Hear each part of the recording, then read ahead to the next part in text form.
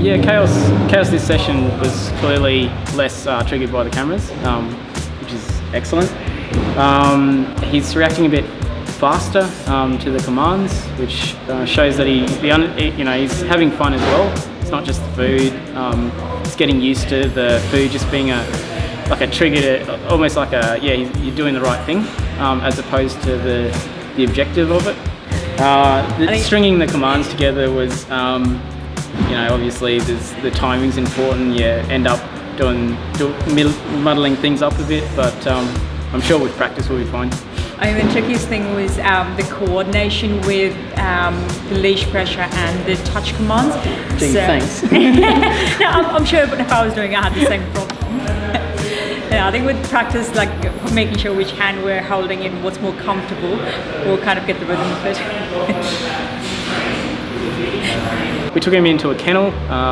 We got into a boarding kennel for the weekend, and the trainers there saw a massive difference in how he's behaving. So they were able to use a few more trainers and introduce him to a few more dogs and trainers, and were able to control him a bit better. And it was a lot. They said his behaviour was really good, as opposed to previous times we've been there. So they can see a difference. Yeah, he was a lot more. Apparently, he was a lot more calmer, more settled. Got used to the routine really quickly. One of the key differences for us was in the past he only liked 2 people in there, and so there was only 2 people that could handle him. But when the trainer was telling us that she introduced 3 or 4 new people to him, and he was actually engaging with them really well. And I think part of that is definitely the effort we're putting in towards the food motivation. So he's much more easy to work with for other trainers. We were practicing what we learned from the last session, so doing the touch commands.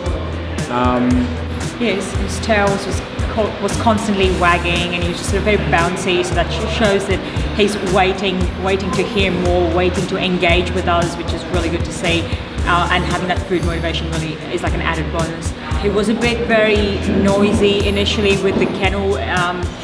He doesn't like being in the kennel all the time, but then after a while he's just sort of, once we started ignoring him for a while, he settled quite long enough, and then I think it just sort of got used to it. So that was good to see. That's changed over time, over the span of the class. So I think Chaos did really well.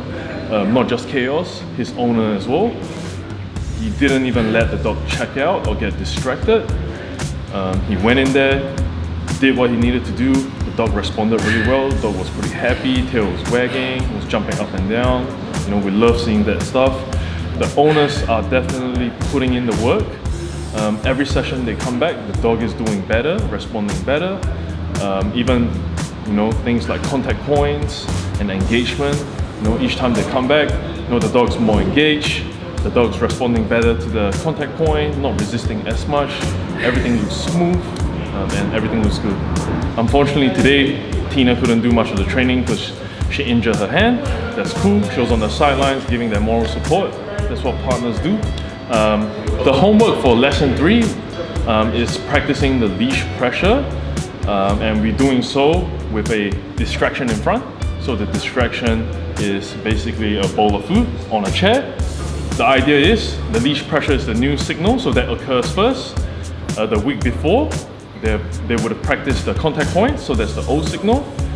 So as soon as you apply the new signal, which is the leash, say for example lifting up, the old signal follows. As soon as the dog sits, everything turns off. The leash goes off, the contact points goes off, and you can then mark and reward the dog. Lesson 4 for Chaos will entail free shaping, a style of training that's all positive, and the goal is to get the dog to be proactive and think for itself a bit more.